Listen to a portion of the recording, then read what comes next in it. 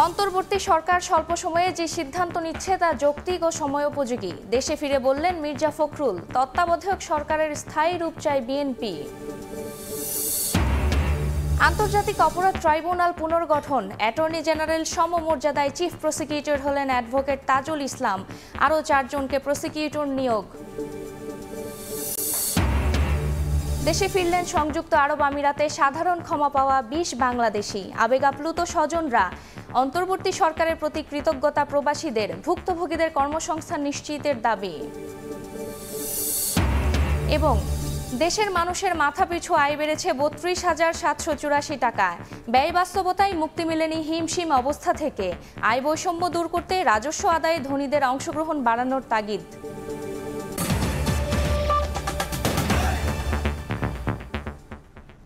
সকালের সময়ে সঙ্গে আছে আমি ফারজানা আক্তার।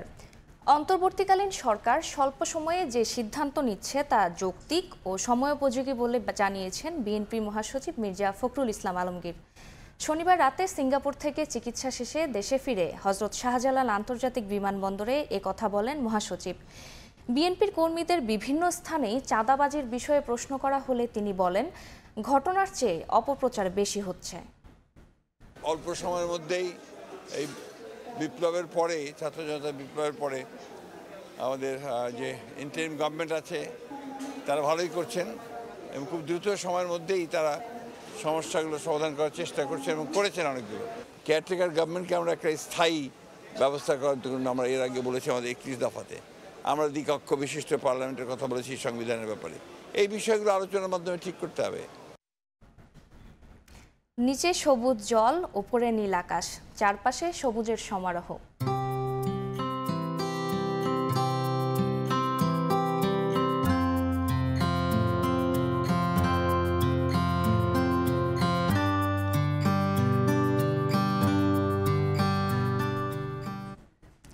সিলেটের রাতারগুল সোয়াম্প ফরেস্টের নয়নাভিরাম দৃশ্য নিয়ে রিপোর্ট দেখবেন সংবাদের শেষাংশে।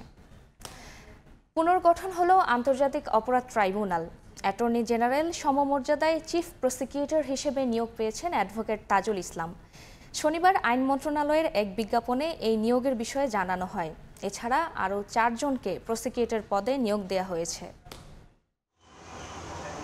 আন্তর্জাতিক অপরাধ ট্রাইব্যুনালে জামায়াতের নেতাদের পক্ষে যে কজন আইনজীবী ছিলেন তাদের মধ্যে পরিচিত মুখ অ্যাডভোকেট তাজুল ইসলাম। দেলোয়ার হোসেন সাইদি সহ অনেক মামলায় রাষ্ট্রপক্ষের বিরুদ্ধে আইনি লড়াই চালিয়েছেন তিনি। অবশেষে চিফ প্রসিকিউটর সহ ট্রাইব্যুনালের 5 জন প্রসিকিউটর নিয়োগ দিয়ে প্রজ্ঞাপন জারি করল আইন মন্ত্রণালয়। অ্যাটর্নি জেনারেল পদমর্যাদার প্রধান আইনজীবী হিসেবে নিয়োগ পেয়েছেন এক সময়ের আসামিপক্ষের আইনজীবী তাজুল ইসলাম। প্রসিকিউটরদের তালিকায় রয়েছেন এ সময়ের আলোচিত আইনজীবী গাজী MH তামিমও। গত সপ্তাহেই ট্রাইব্যুনাল এবং ছাত্র জনতার উপর গণহত্যার বিচার নিয়ে অ্যাডভোকেট তাজুল ইসলামের সঙ্গে কথা বলে সময় সংবাদ। সে সময় তিনি জানান, আন্তর্জাতিক অপরাধ ট্রাইব্যুনালেই শেখ হাসিনা সহ আসামিদের বিচার সম্ভব, তবে এর আগে আনতে হবে আইনের সংশোধনী। তিনি এবি পার্টির যুগ্ম আহ্বায়ক ছিলেন। শনিবারই তিনি দল থেকে পদত্যাগ করেন। তাসনিয়া নিশাত মিম, সময় সংবাদ, ঢাকা। সকালের সময় আরও থাকছে, কর্ম কমিশনে পিয়ন হয়েও কয়েক কোটি টাকার মালিক। নেত্রকোনায় গড়েছেন আলিশান বাড়ি, মিল সহ বহু স্থাপনা। 2 বছর ধরে আত্মগোপনে অভিযুক্ত হুমায়ুন, বিচার দাবি স্থানীয়দের। অন্তর্বর্তীকালীন সরকারের সফল কূটনৈতিক তৎপরতায় অবশেষে দেশে ফিরলেন আরব আমিরাতে সাজা মওকুফ হওয়া 57 বাংলাদেশির 20 জন। এদের মধ্যে 12 জন চট্টগ্রাম শাহ আমানত আন্তর্জাতিক বিমানবন্দরে পৌঁছান। এ সময় কান্নায় ভেঙে পড়েন স্বজনরা। সংযুক্ত আরব আমিরাত থেকে সাজা মওকুফের পর প্রবাসীরা যখন চট্টগ্রাম শাহ আমানত আন্তর্জাতিক বিমানবন্দরে আসেন তখন কান্নায় ভেঙে পড়েন স্বজনরা। সৃষ্টি হয় আবেগঘন পরিবেশের। ফুল দিয়ে বরণ করা হয় তাদের। শনিবার রাতে এয়ার আরাবিয়ার একটি ফ্লাইটে আবুধাবি ও শারজা থেকে ফেরা 12 জন নামেন চট্টগ্রামে। সরকারের প্রতি সন্তুষ্টি জানিয়ে দাবি জানান পুনর্বাসনের। অনেক স্টুডেন্ট মারা গেছে, আমার দেশ অচল অবস্থা হয়ে গেছে। এমনকি আমরা যারা প্রবাসীরা আছি কেউ কারো ফ্যামিলির সাথে কথা বলতে পারি নাই। এই 57 জন আরো যারা রয়েছেন আমরা রিকোয়েস্ট করবো যাতে সরকার তাড়াতাড়ি এদেরকে নিয়ে আসেন। ওই দেশের সরকারের সাথে সমন্বয় করে আমাদের নৌটিটা যেন উঠাই দেওয়া হয় এবং আমরা যেন আমাদের কর্মস্থলে সহি সালামতে পৌঁছতে পারি। গত 20 জুলাই বাংলাদেশে ছাত্রদের উপর এরপর গুলি ও ইন্টারনেট বন্ধ করায় দুবাই, শারজাহ ও আজমানের বিভিন্ন এলাকায় বিক্ষোভ করেন প্রবাসীরা। এ সময় 57 বাংলাদেশিকে আটক করে আমিরাতের পুলিশ। বিষয়টি শিরোনাম হয় আন্তর্জাতিক গণমাধ্যমে। গত 28 আগস্ট প্রধান উপদেষ্টা ডক্টর মোহাম্মদ ইউনূসের সঙ্গে টেলিফোনে কথা হয় সংযুক্ত আরব আমিরাতের প্রেসিডেন্টের সাথে। পরে 3 আগস্ট 57 জনের শাস্তি মওকুফ করেন সে দেশের প্রেসিডেন্ট। আমাদের বর্তমান সরকারকে অসংখ্য ধন্যবাদ, আমাদের ছেলেদেরকে আমাদের বুকে ফিরিয়ে দিয়েছেন। 5 ওয়াক্ত নামাজ পড়ে, তাহাজ্জুদের নামাজ পড়ে ওনাকে আমি দোয়া করতেছি আমি আমার ছেলেকে ফেরত পেয়েছি। একটা আবেদন থাকবে তাদের জন্য কিছু একটা পুনর্বাসন করার জন্য, কারণ এদের চাকরি ছেড়ে চলে আসছে। এ সময় ফিরে আসা প্রবাসীদের জন্য সরকার নানা ব্যবস্থা নেবে বলে জানান প্রবাসী কল্যাণ ও বৈদেশিক কর্মসংস্থান মন্ত্রণালয়ের কর্মকর্তা। মিনিস্ট্রি থেকে ওনাদেরকে রিইন্টিগ্রেশন করার জন্য যা যা করা দরকার ইনশাল্লাহ গণপ্রজাতন্ত্রী বাংলাদেশ সরকারের বর্তমান যে মাননীয় প্রধান উপদেষ্টা এবং আমাদের প্রবাসী কল্যাণ উপদেষ্টা জনাব আসিফ নজরুল স্যার সহ প্রত্যেকেই ইনিশিয়েটিভ নেবেন। অন্তর্বর্তীকালীন সরকারের সফল কূটনৈতিক তৎপরতায় দেশে আসলেন এই প্রবাসীরা। শফিকুল আলম, সময় সংবাদ, চট্টগ্রাম। এদিকে সংযুক্ত আরব আমিরাত থেকে শাহজালাল আন্তর্জাতিক বিমানবন্দরে পৌঁছান 8 প্রবাসী বাংলাদেশি। এ সময় তাদের স্বাগত জানান বৈষম্য বিরোধী ছাত্র আন্দোলনের সমন্বয়করা। এখনও যারা কারাগারে আছেন তাদের দ্রুত দেশে ফেরানোর দাবি তাদের। সংযুক্ত আরব আমিরাতের মাটিতে দেশের জন্য আন্দোলন, এরপর গ্রেফতার, জেল, কারাদণ্ড। অবশেষে অন্তর্বর্তীকালীন সরকার প্রধানের হস্তক্ষেপে দেশে ফিরলেন তারা। শনিবার রাত 9:30টার দিকে হজরত শাহজালাল আন্তর্জাতিক বিমানবন্দরে পৌঁছান সাজা মওকুফ হওয়া 2 জন প্রবাসী। তাদের স্বাগত জানান বৈষম্য বিরোধী ছাত্র আন্দোলনের সমন্বয়করা ও সাধারণ ছাত্র জনতা। এ সময় গণমাধ্যমের সঙ্গে কথা বলেন প্রবাসীরা, জানান বন্দিশালায় নির্মম কয়েকটি দিনের গল্প। কোনো দলের স্বার্থে না, বরং দেশের স্বার্থে আন্দোলন করে কারাবাস করতে হয়েছে তাদের। সংযুক্ত আরব আমিরাতে বন্দি বাকিদেরও দ্রুত দেশে ফিরিয়ে আনার দাবি তাদের। আমরা হাজারো জনতা, হাজারো যুবক, হাজারো ছাত্ররা আমরা প্রতিবাদ করেছি। তার প্রতিবাদে আজকে ইউএই কারাগারে 500-র অধিক আজকে আমরা কারাবন্দী। তার ভিতরে আমি একজন 10 বছর সাজাপ্রাপ্ত, আমার ডানে জুড়ে ছিলেন উনি 25 বছর সাজাপ্রাপ্ত। বাঙালি বলতে আমাদের মধ্যে কোনো বিচার নেই, আমাদের জন্য কোনো আমাদের অভিভাবক নেই। ধরে পাঠাই দাও, কার কি আছে না আছে তাতে কিচ্ছু যায় আসে না। বর্তমানে যারা এখনো বন্দী আছে তাদেরকে যেন অতি তাড়াতাড়ি যেন ওদেরকে মুক্ত করে যেন দেশে ফিরে নিয়ে আসে। এদিকে প্রবাসীদের প্রতি সরকারের সর্বোচ্চ মানবিক হওয়ার দাবি আন্দোলনের সমন্বয়কদের। হয়রানি বন্ধে প্রবাসীদের সর্বোচ্চ সম্মান দেওয়ার পাশাপাশি দেশে ফেরতদের কর্মসংস্থান নিশ্চিতের দাবি সরকারের কাছে। এই দেশে সবচেয়ে বেশি ভোগ করে কম এবং ত্যাগ করে বেশি হচ্ছে রেমিটেন্স যোদ্ধারা। 16-17 বছর বয়সে তারা দেশ থেকে চলে যায়, 50-55 বছর পর্যন্ত তারা শুধু দেশকে দিয়ে যায়, কিন্তু সেই অর্থে সেই বিনিময়ে কিন্তু তারা দেশ থেকে কিছু পায় না।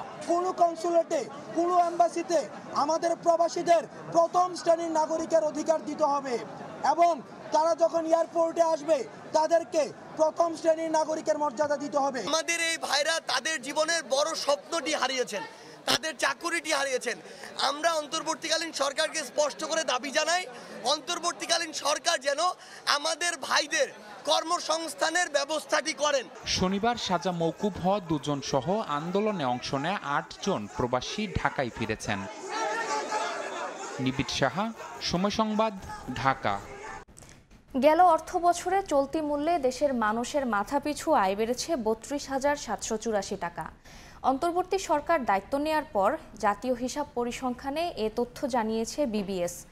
এরপরও দৈনন্দিন জীবনযাপনে হিমশিম অবস্থা থেকে একটুও মুক্তি মেলেনি সাধারণ মানুষের।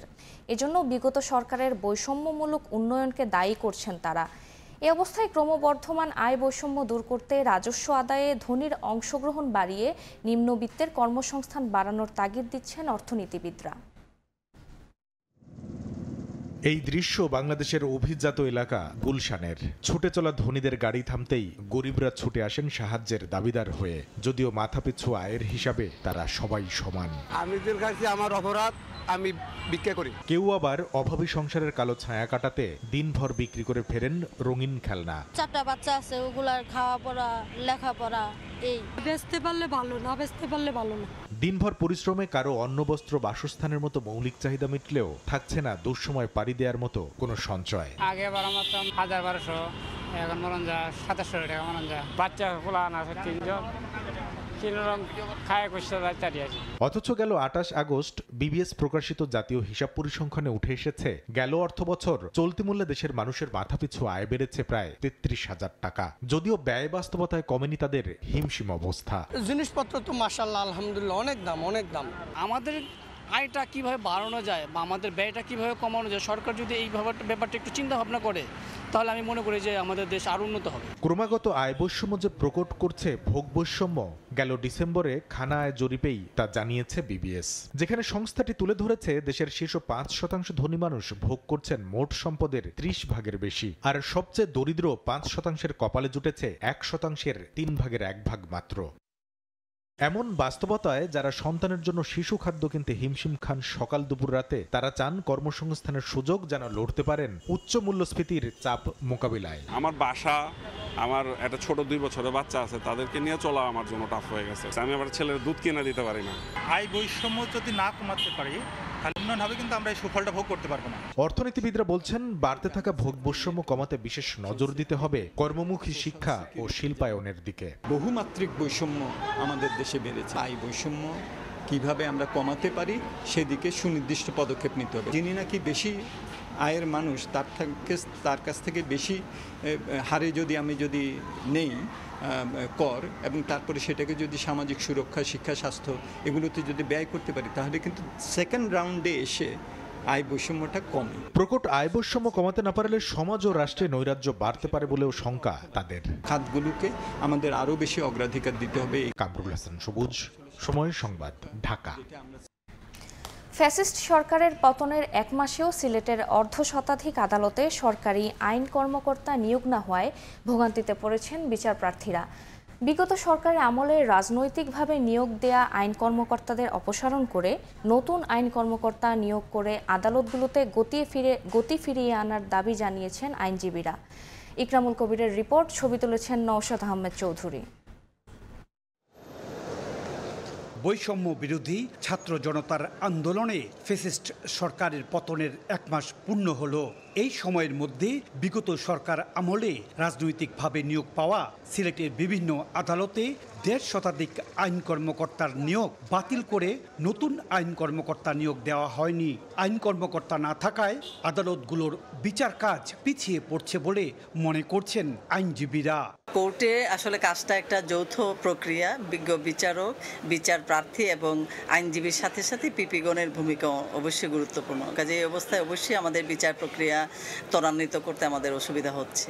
অন্যদিকে আইনজীবীরা মনে করছেন আইন কর্মকর্তা সংকটে ন্যায় বিচার থেকে বঞ্চিত হচ্ছেন বিচার প্রার্থীরা। এই প্রধান দুই পক্ষের মধ্যে যদি একটা পক্ষ অনুপস্থিত থাকে তাহলে বিচার মারাত্মকভাবে বিঘ্নিত হয়। সুতরাং আমি মনে করি পাবলিক প্রসিকিউটর যিনি বাদীপক্ষকে রিপ্রেজেন্ট করেন তাদের অনুপস্থিতির কারণে বিচার পদ্ধতি, বিচার প্রক্রিয়া মারাত্মকভাবে বিঘ্নিত হচ্ছে, প্রলম্বিত হচ্ছে এবং দীর্ঘায়িত হচ্ছে।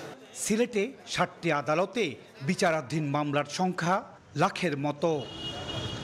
আদালতগুলোতে দ্রুত আইন কর্মকর্তা নিয়োগের মাধ্যমে বিচার কাজে গতি ফিরিয়ে আনার দাবি জানিয়েছেন ভুক্তভোগীরা। সিলেটের আদালত প্রাঙ্গণ থেকে ইকরামুল কবির, সময় সংবাদ। জামালপুর পৌরসভার ডাম্পিং স্টেশন বন্ধ করে গড়ে তোলা হয় ভিআইপি বিনোদন ক্লাব, যার প্রতিষ্ঠাতা আওয়ামী লীগের সাংগঠনিক সম্পাদক মির্জা আজম। এই নেতাকে খুশি করতে ক্লাবের উন্নয়ন কাজের জন্য জামালপুর পৌরসভার সাবেক মেয়র মোহাম্মদ সানোয়ার হোসেন সানু কোটি কোটি টাকার প্রকল্প দেন। এমনকি জেলা পরিষদও তাদের কোটি টাকার অর্থায়নে ক্লাবের মূল গেট করে দেয়।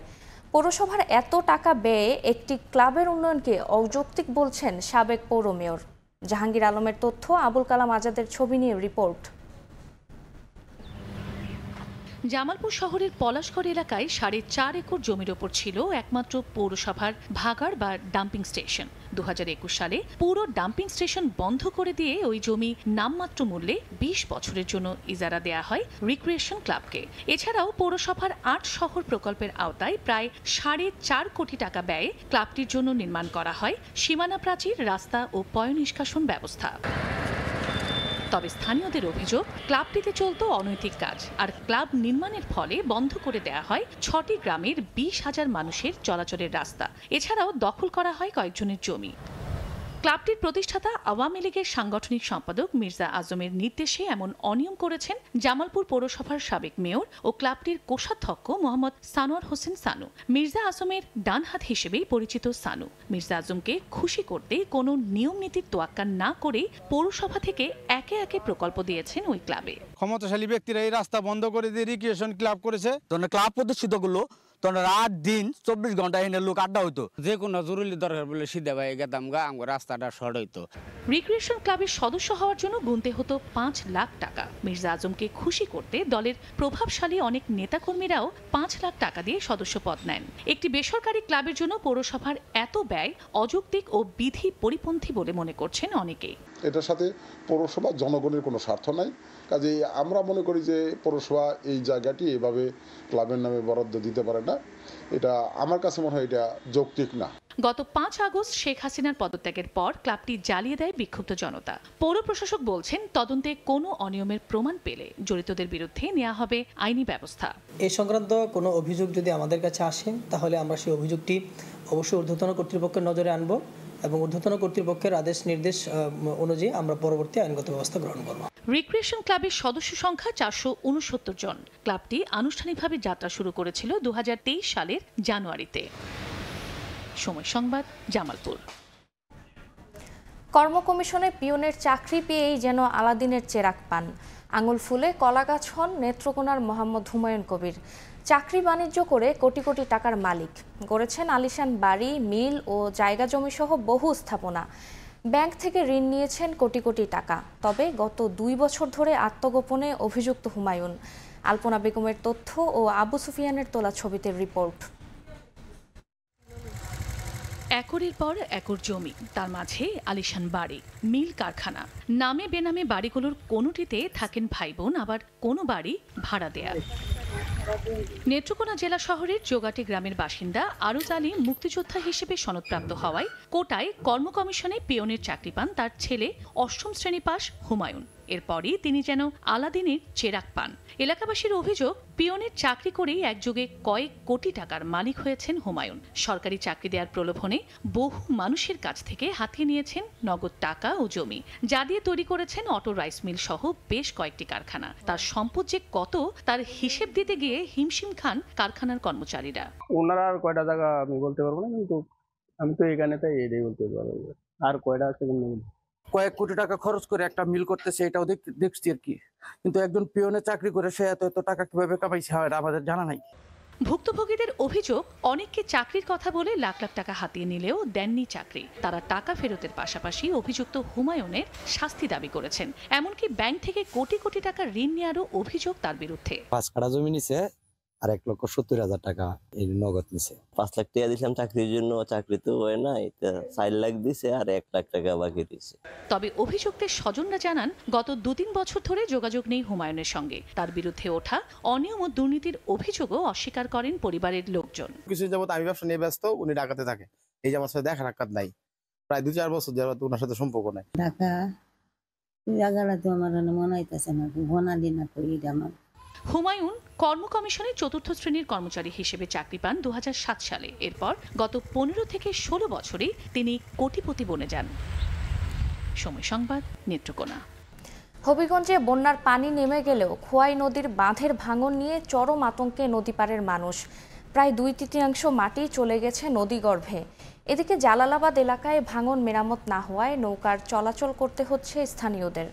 তবে পানি উন্নয়ন বোর্ড ও জেলা প্রশাসন বলছে দ্রুত বাঁধ মেরামতের কাজ শুরু হবে। রাশেদ আহমদ খানের তথ্য ও ছবি নিয়ে রিপোর্ট। দুই পারে বাঁধা রশি টেনে নৌকা পার হচ্ছেন চলাচলকারীরা। ভাঙা বাঁধ মেরামত না হওয়ায় এমন ভোগান্তি। এছাড়া বাঁধের বেশ কয়েকটি স্থানে নতুন করে দেখা দিয়েছে ফাটল। খোয়াই নদীর উপর বন্যা নিয়ন্ত্রণ বাঁধ নির্মাণ করা হয় 1993 সালে। চুনারু ঘাটের বাল্লা থেকে হবিগঞ্জের কামরাপুর পর্যন্ত এ বাঁধের দৈর্ঘ্য 55 কিলোমিটার। এলাকাবাসীর অভিযোগ, প্রতি বছর বাঁধটি মেরামতের জন্য অর্থ বরাদ্দ আসলেও সঠিকভাবে কাজ করেননি ঠিকাদাররা। দায়িত্বশীল কর্মকর্তাদের ম্যানেজ করে নামমাত্র কাজ করে বাকি টাকা আত্মসাৎ করা হয়। এজন্য পানি বাড়লেই শহর রক্ষা বাঁধের বিভিন্ন স্থানে দেখা দেয় ফাটল। কিছু কিছু মানুষের স্বার্থের কারণে এই বাঙ্গাটা ভাঙতে, আর না হইলে বাঙ্গাটা বান্ধ হয়ে যায়। বাড়ি ঘর জমি জামান যা আছে সব মন লইয়া গেছে, এই আমরা অবস্থানে পড়ছি। এদিকে বাঁধের পাশ থেকে অনিয়ন্ত্রিতভাবে চলছে বালু উত্তোলন। এতে বাঁধের বিভিন্ন স্থানে দেখা দিয়েছে ভাঙন। সম্প্রতি বন্যা পরবর্তী পানি নামার পর শহরতলির পূর্ব ভাদৌ, তেঘরিয়া, তেতইয়া এলাকা সহ 5 কিলোমিটার এলাকা চরম ঝুঁকিপূর্ণ হয়ে পড়েছে। এছাড়া জালালাবাদ এলাকার বিশাল ভাঙন মেরামত না করায় ঝুঁকির মুখে খেয়া দিয়ে পারাপার হচ্ছেন অন্তত 10 গ্রামের মানুষ। দ্রুত বাঁধ মেরামত না করা হলে যে কোনো সময় পানি বাড়লে তলিয়ে যেতে পারে নদী পাড়ের শত শত ঘরবাড়ি।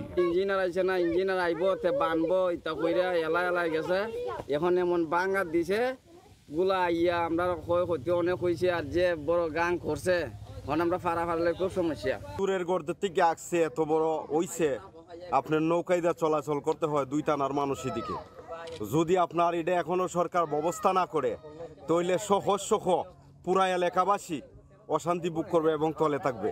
পানি উন্নয়ন বোর্ড বলছে জরুরি খাত দেখিয়ে বাঁধটি মেরামতে বরাদ্দ চাওয়া হয়েছে। দ্রুত কাজ শুরু হবে বলে জানান জেলা প্রশাসক। বাঁধের যেসব জায়গা ঝুঁকিপূর্ণ ভবিষ্যতে হতে পারে এবং এখন ঝুঁকিপূর্ণ আছে, ওইসব জায়গাগুলো যেন ওনারা দ্রুত মেরামতের জন্য মন্ত্রণালয়ে লিখেন, যাতে আমরা বরাদ্দ পাওয়া মাত্র এই বাঁধের মেরামত কাজ আমরা করতে পারি। খরস্রোতা খোয়াই নদীর উৎপত্তি স্থল ভারতের ত্রিপুরার আঠারপুরা পাহাড়ে। নদীটি উত্তর পশ্চিম মুখে প্রবাহিত হয়ে চুনারু ঘাটের বাল্লা দিয়ে বাংলাদেশে প্রবেশ করে। সময় সংবাদ, হবিগঞ্জ। দখল আর দূষণে ভরাট হয়ে গেছে মৌলভীবাজার শহরতলির পানি নিষ্কাশনের একমাত্র পাহাড়ি ছড়া হামহাম। পানি ধারণ ক্ষমতা না থাকায় পাহাড়ি ঢল আর সামান্য বৃষ্টিতে ছড়া উপচে জলাবদ্ধতার সৃষ্টি হয়। এতে প্রতি বছর শতাধিক হেক্টর জমির ফসল নষ্ট হয়। শাহ অলিদুর রহমানের পাঠানো তথ্য ও মোহাম্মদ ইয়ারুপ আহমেদের ছবিতে রিপোর্ট। ধীরে ধীরে কোনো মতে নামছে পানি, কোথাও এসে সেই পানি আটকে যাচ্ছে, আবার কোথাও ময়লা আবর্জনার ভাগাড় আর ভরাট করায় নামতে পারছে না পানি। মৌলভীবাজার শহরতলির পূর্ব প্রান্তের পাহাড়, বর্ষিজোড়া ও আশপাশ এলাকার পানি নিষ্কাশনের একমাত্র মাধ্যম হামহাম ছড়ার এমন দশা। দীর্ঘ কয়েক যুগ ধরে পাহাড়ি ঢলের সঙ্গে নেমে আসা পলি বালি পড়ে ছড়াটি অনেকটাই ভরাট হয়ে গেছে। এতে ছড়ায় পানি ধারণ ক্ষমতা আগের মতো আর নেই। এছাড়া স্থানীয় কিছু প্রভাবশালী ব্যক্তি ও প্রতিষ্ঠান ছড়ার বিভিন্ন অংশের প্রায় 1 কিলোমিটার এলাকা দখল করে রেখেছে। একাধিক স্থানে ছড়া ভরাট করে যাতায়াতের রাস্তা তৈরি করা হয়েছে। পানি যাইতো অনেক বেগে এবং শব্দ হইতো হাম হাম করিয়া, এই তো মনে আমরা জানি যে এটা আমি সরা হইতো। খাল বড়ে যাওয়ার কারণে নিষ্কাশনটা হয় না, এবং কি মনে হরণ গিয়া এটা যে ক্ষুদানি হইতো তাইলে গিয়ে একটু ভালো হইতো। প্রতি বছর পাহাড়ি ঢল ও সামান্য বৃষ্টিপাতে ছড়ার পানি উপচে চাঁদনীঘাট ইউনিয়নের মাতার কাপন এবং আশপাশের ফসলি জমিতে স্থায়ী জলাবদ্ধতার সৃষ্টি হয়। এতে আমন মৌসুমে শতাধিক হেক্টর জমির ফসল নষ্ট হয়। আবার শুষ্ক মৌসুমে ছড়ার পানির স্বাভাবিক প্রবাহ না থাকায় প্রায় 200 হেক্টর জমির বোরো চাষাবাদ ব্যাহত হয়। মনু নদী সেচ প্রকল্পভুক্ত পানি নিষ্কাশনের হামহাম স্লুইস গেটের ত্রুটির কথা বলছেন এলাকাবাসী।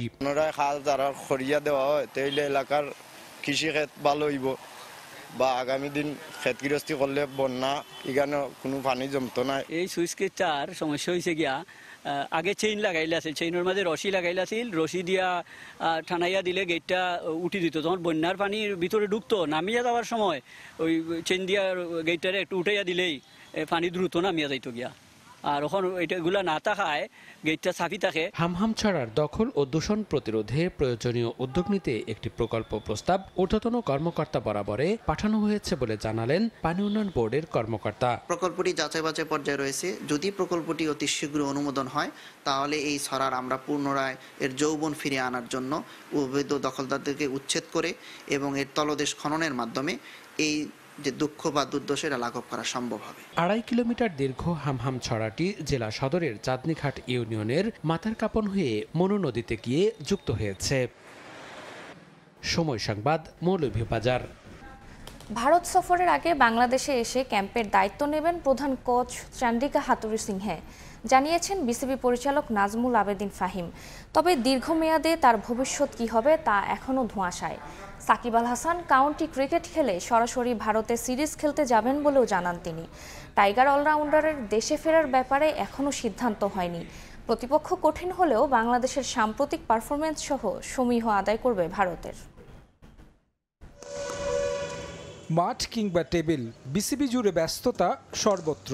ভারতের বিপক্ষে সিরিজ, ঘরোয়া টুর্নামেন্ট এনসিএল ও বিসিএল প্রস্তুতি চলছে বিপিএল আয়োজনেরও। বোর্ড কর্তারা সম্পন্ন করছেন আনুষ্ঠানিকতা। ভারত সফর সামনে রেখে অনুশীলনে মনোযোগ ক্রিকেটারদের। আনুষ্ঠানিকভাবে শুরু না হলেও মূল স্কোয়াডের বেশ কয়েকজন ক্রিকেটারই ছিলেন অনুশীলনে। পাকিস্তান থেকে ফিরে বিশ্রামে থাকার কথা থাকলেও অধিনায়ক শান্ত নিয়মিত অনুশীলনে। বড় চিন্তার কারণ টাইগার ক্যাপ্টেনের ব্যাটে রান খরা। তবে গুরুত্বপূর্ণ সিরিজের আগে লিটন মিরাজদের অভিভাবক নিয়ে দোটানায় বিসিবি। প্রধান কোচ চান্ডিকা হাথুরুসিংহে বাংলাদেশ দলের সঙ্গে আছেন কি নেই তা নিয়েও আছে ধোঁয়াশা, যদিও আশার কথাই শোনালেন বিসিবি পরিচালক। হেড কোচের আন্ডারে কি ক্যাম্পটা শুরু হবে নাকি কোচ সরাসরি ভারতে আসলে দলের সঙ্গে যোগ দিবেন? হেড কোচ আসবেন, এখানেই আসবেন। ক্যাম্পে থাকবেন নাকি এখানেই আসবেন। ভারত সফরে কানপুরে বাংলাদেশ দলকে হামলার হুমকি দিয়েছে দেশটির হিন্দুত্ববাদী একটি গোষ্ঠী, যে ব্যাপারে অবগত আছে বোর্ড কর্তারা। প্রয়োজনীয় পদক্ষেপ নেওয়া হচ্ছে বলেও আশ্বস্ত করেছে বিসিবি। এরকম থাকেই সবসময়, সব দেশের খেলাতে এরকম প্রায় অন এন্ড অফ থাকে, কিন্তু আমার মনে হয় না সেটা বড় একটা থ্রেট। আমাদের যেভাবে ট্যুর অ্যারেঞ্জমেন্ট করা আছে আমরা সেভাবে যাব। সাকিব আল হাসান ভারত সিরিজে অংশ নেয়া কিংবা পরবর্তীতে দেশে ফিরবেন কিনা এ বিষয়ে এখনো সিদ্ধান্ত হয়নি। তবে ভারতের মাটিতে বাংলাদেশ ভালো ক্রিকেট খেলবে প্রত্যাশা ফাহিমের। সাকিব কাউন্টি খেলতে গেছে, বাকি সবাই অ্যাভেলেবল থাকবে আশা করছি। 8 তারিখে খুব সম্ভবত অনিশ্চিত একটা দিন আছে, বাট 9 তারিখ থেকে ফুল টিমের ফুল ফ্লেজ প্র্যাকটিস হবার কথা। সাকিব ইংল্যান্ড থেকে ভারতে আসবে খেলতে, আপাতত সেইটুকুই আমরা জানি এবং সেইটুকুর মধ্যেই থাকতে চাই। ইন্ডিয়া আগের তুলনায় বাংলাদেশকে আরও সমীহ করবে। যে মানসিকতা নিয়ে পাকিস্তানের সাথে খেলেছে সেই মানসিকতা নিয়েই আমরা খেলতে পারি কি না, সেই চ্যালেঞ্জটা কনসিস্টেন্টলি বজায় রাখতে পারি কি না, সেটা আমাদের জন্য একটা চ্যালেঞ্জ হবে। পাকিস্তানের বিরুদ্ধে আমরা খেলার ক্ষেত্রে যতটুকু চাপ দিতে পেরেছি যত সহজে, পাকিস্তানের ক্ষেত্রে সেটা হয়তো, ভারতের ক্ষেত্রে হয়তো সেটা হবে না। এদিনও দেশি কোচদের অধীনে লম্বা সময় অনুশীলন করেছেন মুস্তাফিজ শান্তরা। তারেক হাসান শিমুল, সময় সংবাদ, ঢাকা। ভুটানের বিপক্ষে শেষ ম্যাচে জয়ে আপোষহীন বাংলাদেশ। স্বাগতিকদের বিপক্ষে যে কোনো মূল্যে জয় আদায় করতে চান জামাল ভুঁইয়ার দল। ভুটান কৌশলে পরিবর্তন আনলেও নিজেদের সেরাটা দেওয়ার প্রত্যাশা বাংলাদেশের। তবে চোটের কারণে এই ম্যাচে কোচের পরিকল্পনা নেই রাকিব হোসেনের। ম্যাচটি শুরু হবে আজ সন্ধ্যা 6টায়। ফিফা র্যাঙ্কিংয়ে উন্নতির লক্ষ্য নিয়েই ভুটানের উদ্দেশ্যে দুটি ম্যাচ খেলতে দেশ ছেড়েছিল বাংলাদেশ ফুটবল দল। প্রথম ম্যাচে স্বাগতিকদের হারিয়ে যে পরিকল্পনা সহজ করে দেয় হ্যাভিয়ার কাবরেরার শিষ্যরা, এবার দ্বিতীয় ম্যাচেও জয়ের পরিকল্পনা বাংলাদেশের। এই ম্যাচ সামনে রেখে থিম্পুতে শেষ দিনের মতো অনুশীলন করেছে জামাল ভুঁইয়ার দল। অনুশীলনে বেশ উজ্জীবিত দেখা যায় ফুটবলারদের। প্রথম ম্যাচে রক্ষণ মজবুত রেখে স্বাগতিকদের বিপক্ষে জয় তুলে নেয় বাংলাদেশ। শেষ ম্যাচে জয়ের জন্য রক্ষণভাগ অক্ষুণ্ণ রাখতে চায় লাল সবুজ। তাই তো গোলরক্ষকদের নিয়ে বাড়তি সতর্ক কোচিং স্টাফরা। ভুটানের বিপক্ষে দ্বিতীয় ম্যাচের ফল প্রভাব ফেলবে বাংলাদেশের র্যাঙ্কিংয়ে। তাই প্রথম ম্যাচের মতোই দ্বিতীয় ম্যাচেও জয় ছাড়া ভিন্ন কিছু ভাবছে না জামাল ভুঁইয়ারা। টিমের জন্য ইটস দ্য ফাইনাল, কারণ আমরা ফার্স্ট ম্যাচ জিতছি আর আমরা আরো 3 পয়েন্ট নিতে চাই। সো লক্ষ্য হচ্ছে 3 পয়েন্ট, আর বাংলাদেশ গেলে আমরা সবাই হ্যাপি থাকবো ইনশাল্লাহ। সবাই টিমের জন্য দোয়া করেন আর টিমের সাথে থাকেন। ভুটান সফরের পরেই শুরু এশিয়া কাপ বাছাইয়ের দৌড়ঝাঁপ। র্যাঙ্কিংয়ে এগিয়ে থাকলে এশিয়ান কাপ কোয়ালিফায়ার ম্যাচে সহজ প্রতিপক্ষ পাবে জামাল ভুঁইয়ার দল। উল্টো চিত্র জয় না পেলেও যদি এ ম্যাচে জয় আদায়ে ব্যর্থ হয় লাল সবুজ, তাহলে তুলনামূলক শক্তিশালী দলের বিপক্ষে নিজেদের প্রমাণ দিতে হবে এশিয়ান কাপের বাছাইয়ে। তাই শেষ ম্যাচে জয়ের জন্য আপোষহীন লাল সবুজ। এদের যে ট্রাফ আমরা অনেকটা মানিয়ে নিয়েছি, তো আমাদের ছেলেরা এখন বেটার ম্যাচ খেলবে, যেটা যে ছোটখাটো সমস্যাগুলো ছিল প্রথম ম্যাচে, সেই সমস্যাগুলো আমরা এই ম্যাচে কাটিয়ে ভালো একটা ম্যাচ খেলে ইনশাল্লাহ এই ম্যাচে বিজয়ী হয়ে ফিরবে। ম্যাচের আগে দলে রয়েছে দুশ্চিন্তার কারণও। প্রথম ম্যাচ চলাকালীন পায়ে চোট পান ফরোয়ার্ড রাকিব হোসেন। দ্বিতীয় ম্যাচে তাকে ছাড়াই পরিকল্পনা সাজাতে হচ্ছে কোচকে। অনুশীলনে প্রথম ম্যাচের ভুল শুধরে দিতে ফুটবলারদের নিয়ে কাজ করেছেন কোচিং স্টাফরা। ভুটান কৌশলে পরিবর্তন আনলেও নিজেদের সেরাটা দেওয়ার প্রত্যাশা বাংলাদেশের। ভুটান এবার যে ফরমেশনে খেলেছে, আমরা অতীতে অ্যাকচুয়ালি ভুটান এই ফরমেশনে আমরা কখনো দেখিনি। হয়তো ওরা 4-1, 4-2-3-1 এই স্টাইলে খেলেছে, বাট এবারে তাদের ফরমেশনটা টোটালি 5 ব্যাক নিয়ে খেলেছে অনেক সময়। সো এটা টোটালি ডিফারেন্ট। কীভাবে আমরা প্রেসিংয়ে যাব, কীভাবে আমরা ব্লকটা করব এবং কীভাবে আমরা অ্যাটাকে যাব এবং আমরা তাদের যে দুর্বল সাইডগুলো আছে, যে সাইডগুলো কীভাবে আমরা সেই কাউন্টারে আমরা সেই স্পেসগুলোকে কাজে লাগাবো। ফিফা র্যাঙ্কিংয়ে বাংলাদেশের অবস্থান 184 আর ভুটানের 182। প্রথম ম্যাচে জয় পাওয়ায় কিছুটা সুবিধাজনক স্থানে লাল সবুজ। তবে এই ম্যাচে জয় হাতছাড়া হলে তার নেতিবাচক প্রভাব পড়তে পারে রেটিং পয়েন্টে। রিফাতুল ইসলাম মিরন, সময় সংবাদ। এবার রাতারগুল সোয়াম ফরেস্টের সৌন্দর্যের খবর। নিচে সবুজ জল, ওপরে নীল আকাশ, চারপাশে ছড়িয়ে ছিটিয়ে আছে বিভিন্ন প্রজাতির গাছ। সিলেটের গোয়াইনঘাটে রাতারগুল সোয়াম ফরেস্টের এই নয়নাভিরাম দৃশ্যের দেখা মেলে। মিঠা পানির অপরূপ জলাবনটির ওয়াচ টাওয়ারে দাঁড়িয়ে মেঘালয়ের পাহাড়ের সৌন্দর্য দেখারও সুযোগ মেলে। জয়ন্ত কুমার দাসের প্রতিবেদন, ছবি তুলেছেন দিগেন সিংহ।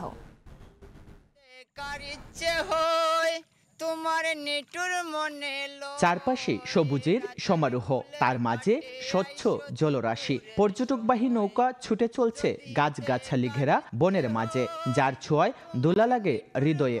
ওয়াচ টাওয়ারে দাঁড়িয়ে সুযোগও মেলে মেঘালয় পাহাড়ের সৌন্দর্য দেখার। আকাশ পারে ওই অনেক দূরে, যেমন করে মেঘ যায় গড়ে। দেশের একমাত্র স্বীকৃত সোয়াম ফরেস্ট বা জলার বন রাতারগুল, যা বাংলার অ্যামাজন নামে পরিচিত। বনের 80% এলাকায় গাছ দিয়ে ভরা। বিশাল এ বনে রয়েছে জলসহিষ্ণু প্রায় 25 প্রজাতির গাছ। জলে বুক ডুবিয়ে থাকা গাছের ডালপালায় সবুজ পত্র পল্লবের স্বাধীনভাবে বিচরণ। প্রকৃতির এমন অপরূপ পরিবেশ মুগ্ধ করে ভ্রমণ পিপাসুদের। ভীষণ শান্তির একটা জায়গা সেদিক থেকে। আর পর্যটকের সংখ্যাটা কম, মানুষের সংখ্যা কম, বা ওইরকম দূষণও নেই। তবে নৌকা ভাড়া বেশি আদায় ও বনের মাঝে দাঁড়িয়ে থাকা ওয়াচ টাওয়ারটি বন্ধ থাকায় ক্ষোভ প্রকাশ করেন পর্যটকরা। টিকিট সহ 1300 প্লাস মাইনাস, এটা আসলে সবকিছু সহ 600-700 হওয়া উচিত ছিল। ওয়াচ টাওয়ার তো দেয়াই হয়েছে আমাদেরকে দেখার জন্য, উঠার জন্য। এটা বন্ধ করলোই যখন, তৈরি করলো কেন? নৌকার মাঝিদের দাবি ন্যায্য ভাড়াই নেওয়া হয়। প্রতিটি নৌকা থেকে বন বিভাগকে আলাদা ফি দিতে হয় বলেও জানান তারা। কি অনুসারে নির্ধারিত করে দিয়েছে 1 থেকে 5 জন 750 টাকা। এটা কমও নেয় না, কেউ বাড়ায় নেয় না। 115 টাকা দেওয়ার পরে সপ্তাহ 15 দিনে আমরা একটা সিরিয়াল পাই। এখন 115 টাকা ওখান থেকে আবার বন বিভাগে নাকি। বন কর্মকর্তা বলছেন, বাজেট পেলে পুনর্নির্মাণ করা হবে ওয়াচ টাওয়ারটি। এটা ঝুঁকিপূর্ণ অবস্থা আছে, এই জন্য আমরা এটা বন্ধ রেখেছি। সিএমসির যে আমাদের আয় আছে সেখান থেকে যদি সংস্থান করা যায়, তখন আমাদের এটা যেহেতু একটা কমিটি আছে, সেই কমিটির মাধ্যমে আমরা একটা সিদ্ধান্ত নিয়ে পরবর্তী ব্যবস্থা নেব। সিলেটের সীমান্তবর্তী গোয়াইনঘাটের ফতেপুর ইউনিয়নে বনটির অবস্থান। সারা বিশ্বের 18টি সোয়াম ফরেস্টের মধ্যে রাতারগুল অন্যতম। বাংলাদেশের একমাত্র মিঠা পানির জলাবন এই রাতারগুল। রাতারগুল ঘুরে যাওয়ার এখনই উপযুক্ত সময়। তবে অতিরিক্ত নৌকা ভাড়া এবং ওয়াচ টাওয়ার বন্ধ থাকায় নিরুৎসাহিত হচ্ছেন পর্যটকরা। জয়ন্ত কুমার দাস, সময় সংবাদ, রাতারগুল সোয়াম ফরেস্ট, সিলেট। সকালের সময়ের শীর্ষ সংবাদগুলো জানিয়ে দিচ্ছি আরেকবার। অন্তর্বর্তী সরকার স্বল্প সময়ে যে সিদ্ধান্ত নিচ্ছে তা যৌক্তিক ও সময়োপযোগী, দেশে ফিরে বললেন মির্জা ফখরুল। তত্ত্বাবধায়ক সরকারের স্থায়ী রূপ চায় বিএনপি। এবং দেশের মানুষের মাথাপিছু আয় বেড়েছে 32,784 টাকা। ব্যয় বাস্তবতায় মুক্তি মেলেনি হিমশিম অবস্থা থেকে। আয় বৈষম্য দূর করতে রাজস্ব আদায়ে ধনীদের অংশগ্রহণ বাড়ানোর তাগিদ।